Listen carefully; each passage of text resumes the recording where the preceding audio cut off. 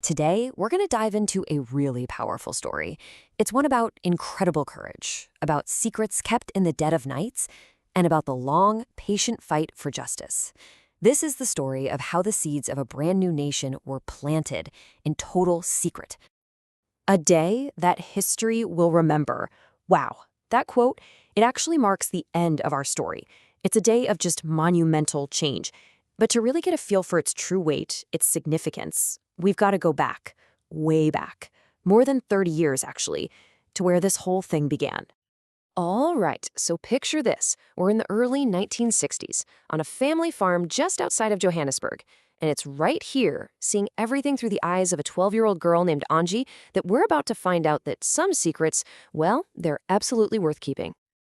So for Angie, the farm was just buzzing with this quiet, electric danger. Strangers were always coming and going. The adults spoke in these hushed, urgent tones.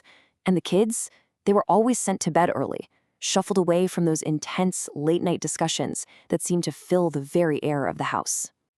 Then, one night, a tall man shows up. He's wearing a chauffeur's cap. It's a disguise. He even says something like, "The police don't find chauffeurs in white areas suspicious." Smart, right? He's introduced to everyone as Mr. David Motsamai.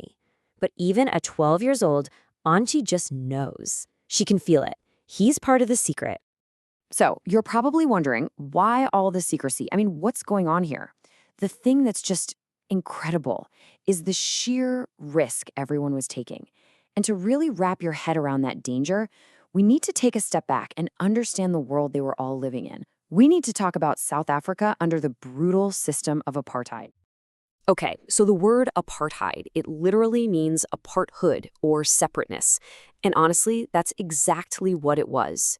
This wasn't just a social problem, it was a whole legal system, specifically designed to enforce racial segregation and to keep the white minority government in power.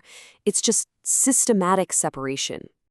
And this is the part that is so crucial to understand. This wasn't just prejudice, it was the law. The vast majority of the population was denied the most basic human rights. Think about it. Where you could live, what job you could have, where you could go to school, it was all restricted by law.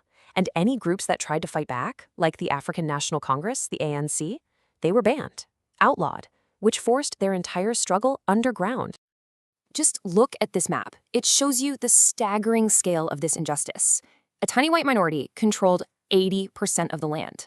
Let that sink in for a second. That forced the black majority, the overwhelming majority of the people, into the remaining 20%. You can see right here just how stark, how completely unfair that division really was. Okay, so with all that in mind, let's get back to the farm. Let's see how the danger of that system plays out in real time. So the visitor, this Mr. Matsamai, has his wife and his young son, Makatho, come to visit. And wouldn't you know it, it's through them that this huge secret really starts to unravel. So one afternoon, Angie's brother, Peter, is just flipping through a magazine and suddenly he just stops dead. He calls out, "Makatho, hey, this man looks just like your dad." And Makatho, totally startled, grabs the magazine away, insisting, no, that's not him. But the resemblance is just undeniable. Tyr manages to get the magazine back. He points to the photo. It's a tall man, speaking to a huge crowd. Angie reads the caption underneath it out loud. And the name, it's not David Motsamaya. It's Nelson Mandela. So later that night at dinner, you know how kids are. They just blurt out the name. The whole room just goes dead silent. The visitor, he smiles, but he's also deadly serious. He takes the kids outside, and he confirms it. He tells them who he is, and then explains the immense, immense danger. He says if they say his name, he could go to jail for life, or even be hanged. Now this right here, this is the moment where the story really turns. It's just so powerful. It's how Mandela chooses to explain this monumental, world-changing mission to these children.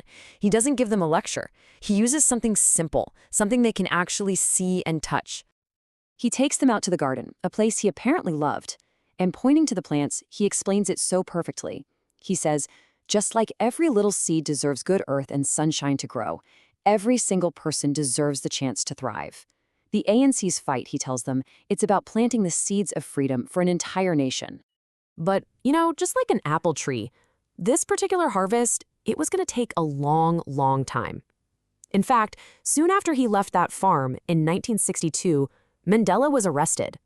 He would end up spending the next 27 years in prison. 27 years. He became this global symbol of resistance before finally being released in 1990. But through all of that, his commitment, it never, ever wavered. At his trial, when he was literally facing a possible death sentence, he delivered this incredible speech that just echoed around the world. He declared that freedom and democracy were ideals he was prepared to die for.